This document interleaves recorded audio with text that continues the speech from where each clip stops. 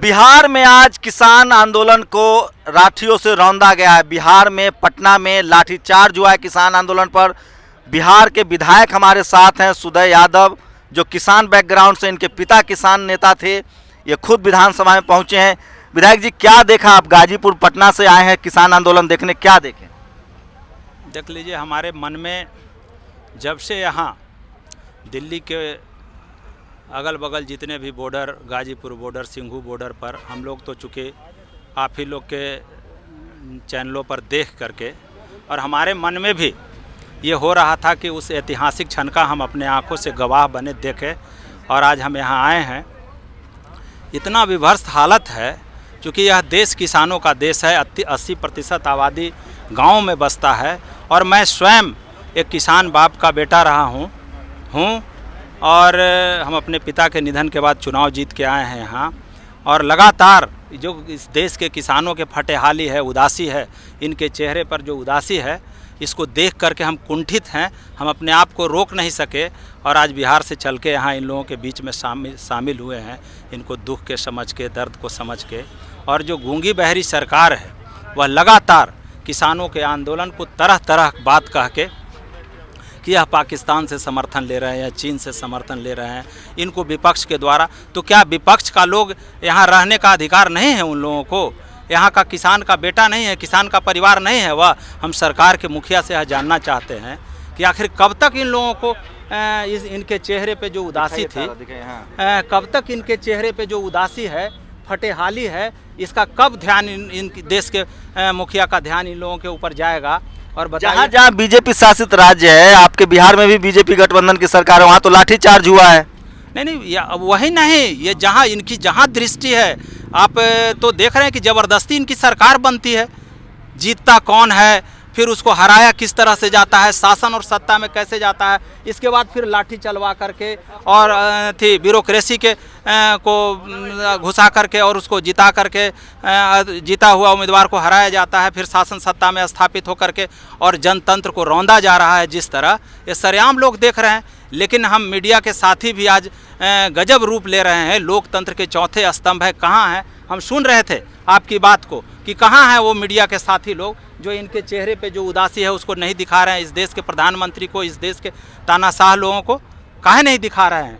हम यहाँ हम बॉर्डर पर बैठे सभी किसानों को हम प्रणाम करते हैं, इनके जज्बा को हम सलाम करते हैं, और इस देश के बेईमान प्रधानमंत्री से हम मांग करते हैं कि यह देश के किसानों के ऊपर जो काला कानून थोपा गया है, इसको वापस करो, और किसान के द्वारा जो बनाया हुआ कानून है, इसको संसद में ला करके किसानों के चेहरे से जो उदासी है, इसको हटाने का काम करो, खुशहाली लाने का काम करो। यह हमारा मांग है। क्या लग रहा है विधायक जी कि ये जो बिल है, बिल से क्या असर होगा? इसका दूरगामी परिणाम क्या होगा? बिल से असर यही होगा कि इनकी जो आज़ादी है, आप देख लीजिए, जिस तरह ये आदमी किसी को बताए, हम अगर नहीं मांगते हैं कि हमारे पक्ष में आप कानून बनाइए, हमारे लाभ के लिए, आप क्यों कानून बना रहे हैं भाई?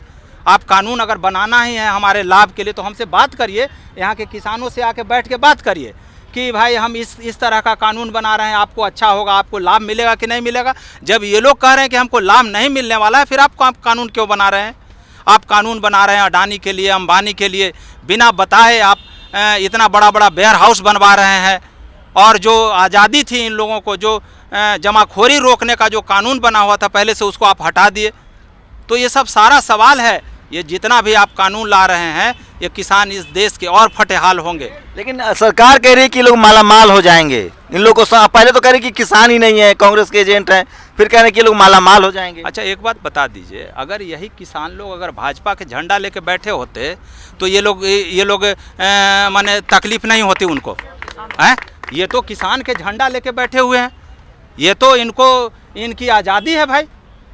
अच्छा, इसमें से ऐसा नहीं है कि ये लोग सब लोग इनके खिलाफ वोट दिए होंगे, ऐसा बात भी नहीं है। उनको भी वोट दिए होंगे, भाजपा वाले लोग को भी वोट दिए होंगे जो शासन और सत्ता में स्थापित हैं। यह तो बेईमान लोग हैं। जब चुनाव के दिन में जाता है तो तरह तरह के ठगने, किसानों के प्रलोभन देने का काम करता है कि खाद में हम सब्सिडी देंगे, तुम्हारे खेतों को हम पानी देने का काम करेंगे। लेकिन जब वही शासन और सत्ता में बैठ जाते हैं तो इस पर फिर रोलर चलाते हैं, बुलडोजर चलाते हैं, पाकिस्तानी कहते हैं, खालिस्तानी कहते हैं। तो इस तरह के आरोप लगा करके इनको प्रताड़ित कर रहे हैं। हम यहाँ फिर से एक बार हम धरना स्थल पर सभी बैठे लोगों को हम प्रणाम करते हैं और इनके जज्बा को सलाम करते हैं। और यहीं से इस देश के तानाशाह को हम आगाह करते हैं कि अगर किसानों की बात नहीं मानी गई तो एक दिन पूरा देश का चक्का जाम होगा और किसानों के ऊपर जो काला कानून थोपा गया है इसको वापस लेना होगा। विधायक जी, एक आखिरी सवाल। बिहार में बहुत बदहाली है, मैं भी बिहार से हूँ, आप भी बिहार से हैं। ये लोग कह रहे हैं कि सिर्फ पंजाब हरियाणा के कुछ किसान हैं, बिहार पंजाब जहाँ ऑलरेडी एमएसपी नहीं है वहाँ के किसान तो खुश हैं। नहीं, खुश नहीं है। हम लोग भी लगातार इनके अथी को हम लोग बल दे रहे हैं। कई चरण में हम लोग भी वहाँ आंदोलन किए हैं, किसान आंदोलन के पक्ष में। बिहार में भी 2-3 राउंड का हम लोग का बिहार बंदी हुआ था, जो 8 तारीख को ऐतिहासिक बंद हुआ। और सबसे बड़ा जहानाबाद में हम लोग इतना बंद कराए कि सरकार का हम लोग नींद हराम कर दिए, रेल से लेके सारा चीज़ जाम किए। तो हम लोग लगातार इस किसान आंदोलन को हम लोग समर्थन कर रहे हैं, क्योंकि हम बता रहे हैं, बार बार बोल रहे हैं, सैकड़ों बार बोलेंगे। हम किसान के परिवार से आते हैं, हम किसान के बेटा रहे हैं। तो देखिए, बिहार के आरजेडी के विधायक हैं, किसानों की सॉलिडारिटी में लगातार पॉलिटिकल पार्टी के लोग भी आ रहे हैं। अरविंद केजरीवाल भी बोले हैं, कल पप्पू यादव भी आए थे, आज बिहार विधानसभा के विधायक जो हैं महतो यादव जी वो खुद आए हैं। चंद्रिका यादव जी के लड़के हैं, सुदय यादव इनका नाम है, बिहार के विधायक हैं और वो खुद गाजीपुर आए। और ये तस्वीरें दिखा रहा हूँ, जो 11 लोग 24 घंटे के हंगर स्ट्राइक पर बैठते हैं उन पर है। एक आखिरी सवाल विधायक जी, कि क्या लगता है, अगर कल बातचीत है सरकार से, क्या लगता है सरकार का रवैया देखते हो कि वो बिल वापस लेगी या फिर कुछ दूसरे तरीके के रास्ते होंगे? देख लीजिए, जैसा कि हम आप लोगों के माध्यम से ही सुने हैं कि सरकार के कई प्रतिनिधि कई राउंड की बात कर चुके हैं, लेकिन उनकी मंशा ठीक नहीं है।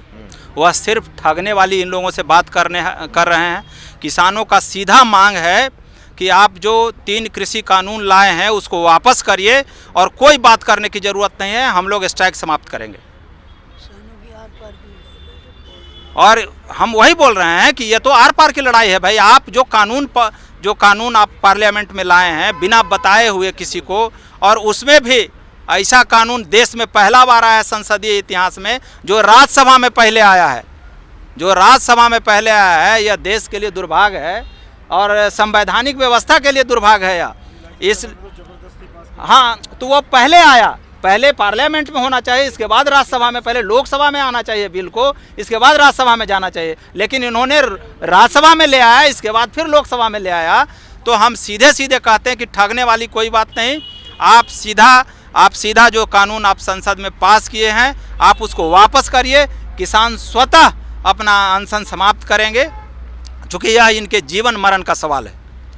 तो देखिए, पिछले 6 साल में पहली बार ऐसा हो रहा है। अपोजिशन तो होता है, विरोध करता है, लेकिन पहली बार देश का बड़ा तबका जो किसान है, मजदूर है, वो सरकार के खिलाफ सड़कों पर है। कैमरामैन तारा दत्त के साथ Shambhu Kumar Singh, national Dastak, Ghazipur border, Delhi. National Dastak की आपसे गुजारिश है कि अगर इसको बचाना चाहते हैं तो नेशनल दस्तक को सब्सक्राइब करने के लिए रेड कलर के सब्सक्राइब बटन को दबाएं, फिर बेल आइकन की घंटी दबाएं। नेशनल दस्तक को बचाने के लिए बहुत जरूरी है कि हर खबर को शेयर करें, लाइक करें, कमेंट जरूर करें।